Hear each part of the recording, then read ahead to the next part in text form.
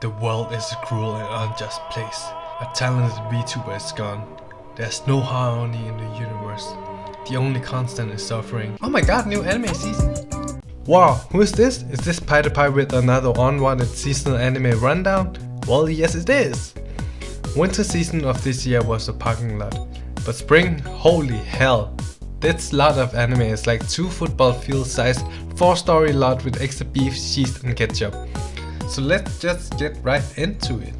Last season I had a show preparing me for spring. Now introducing a show that prepares us for summer.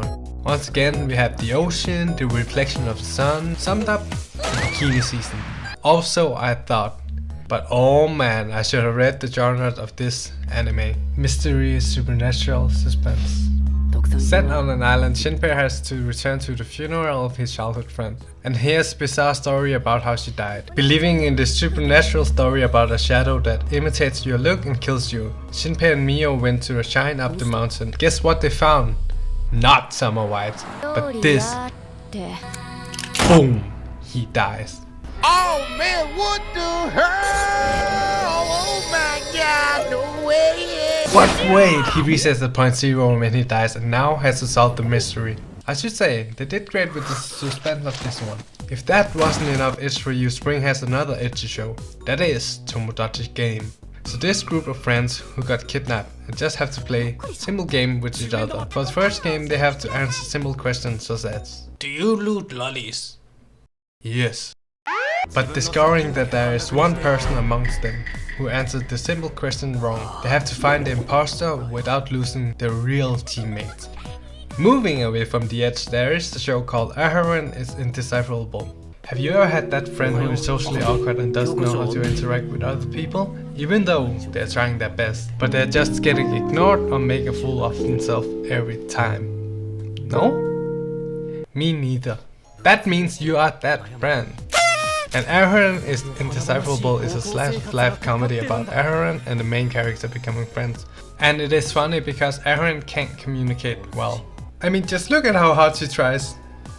Oh, I just wanna go.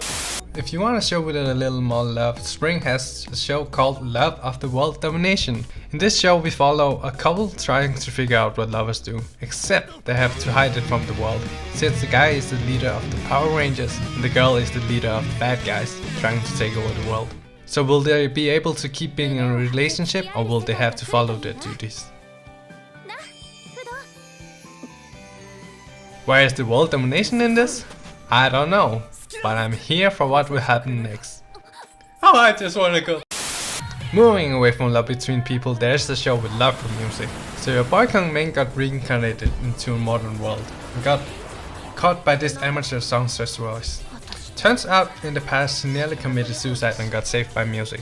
And now she wants her music to save people like she was saved. And with the help from Kongming as their manager, they're gonna take over the world with her music. They certainly did take over me with the opening. Just listen to it.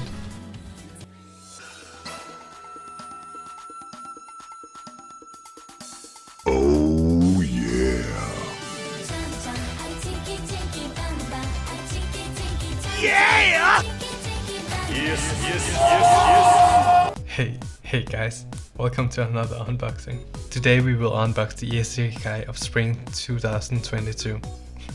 I know this looks like trash, but I promise, there are some decent titles. Look.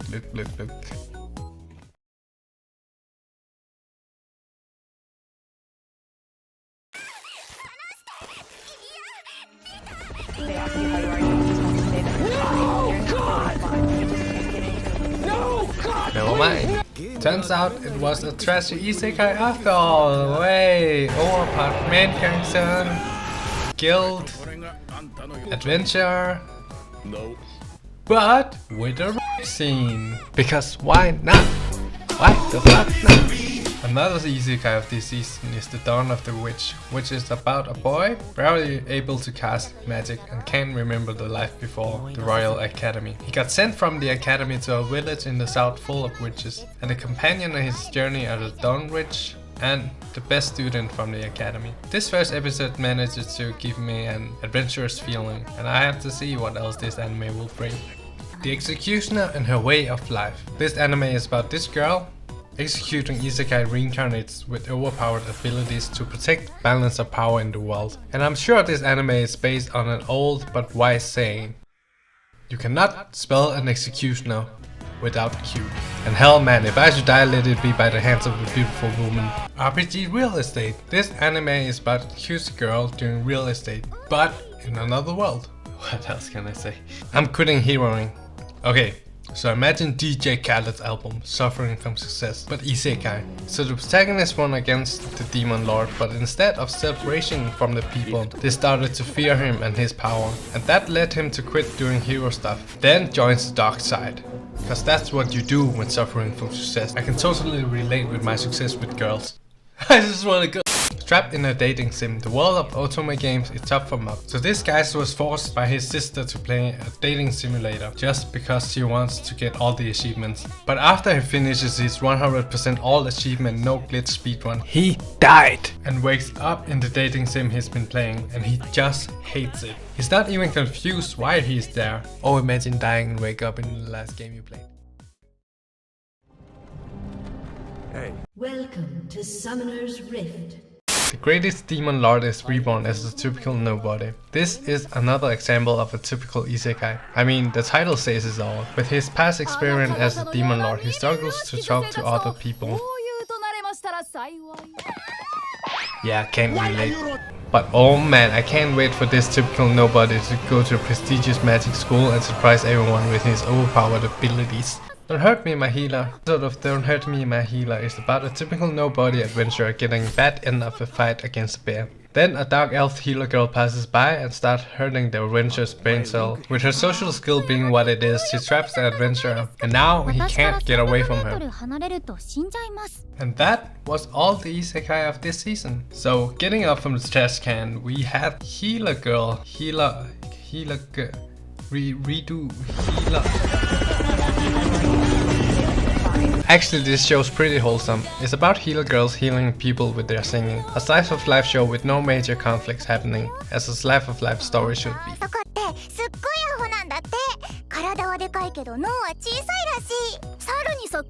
Take it back! It's not true! Wait, go!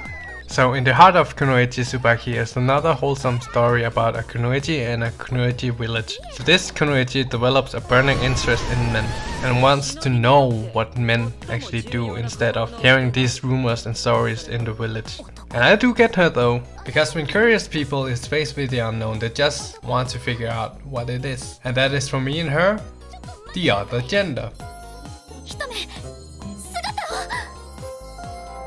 We gotta figure out how to talk to women. Deaimon. Taste of happiness. Sometimes, somewhere along the way of life, you might end up in an unknown place, lost in the sauce. This show is about a guy trying to chase his dream of becoming a musician, but it didn't succeed, which happens for some of us. Returning home to his family's home and street shop in Kyoto, he's asked to be a father figure of a 10-year-old abandoned girl that his parent has been taking care of. With little to nothing he has to offer, he tries to do that and finds a purpose in life in taking care of this traumatized, abandoned and adopted girl. And this girl just trying her best all the time so she doesn't become useless and gets abandoned again. And I just hope that she will get the taste of happiness again. Hey, do you know the saying, touch grass? For the next part we will go through some anime which are about physical exhaust of the body and frequently requires touching grass. That is, sports anime of the season. Starting off with Aoashi, an anime about football. I hope this will be better than football anime from last season. And indeed my wish was granted with a little more. Production IG back with another sports anime with potential. Following Aoi Ashito, a genius at football. He gets a recommendation to join a superstar team in Tokyo, but since his family is in a poor financial situation, he had no choice but to accept his situation. That is, until his brother lends Aoi some money from his saving and pushes him to go to Tokyo and see what the future brings from that point. Boom, the episode ends then and there, leaving us with hype, expectation and risk on the line. BIRDIE win, golf girl story. I think the main character describes the show best herself.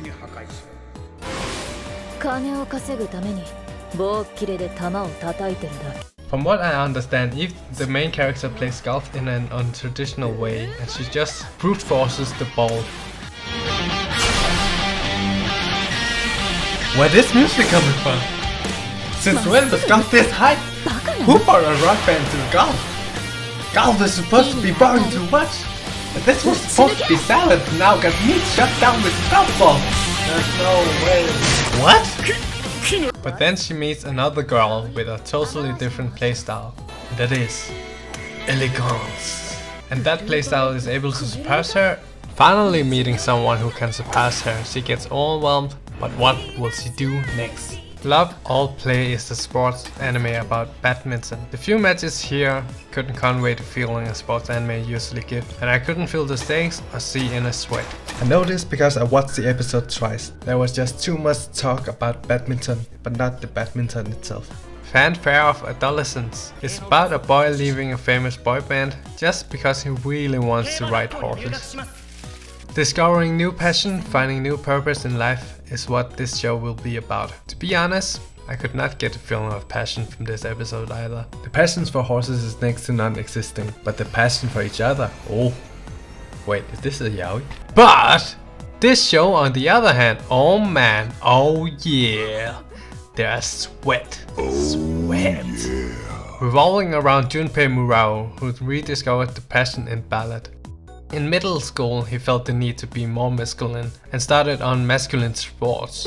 It's about drive, it's about power. We stay hungry, we devour. Put in the work, put in the hours, and take what's ours. But because of a girl, of course, he got lured into ballad again and now had to practice for an upcoming show, which meant that he had to leave his other activities behind. Will he do it?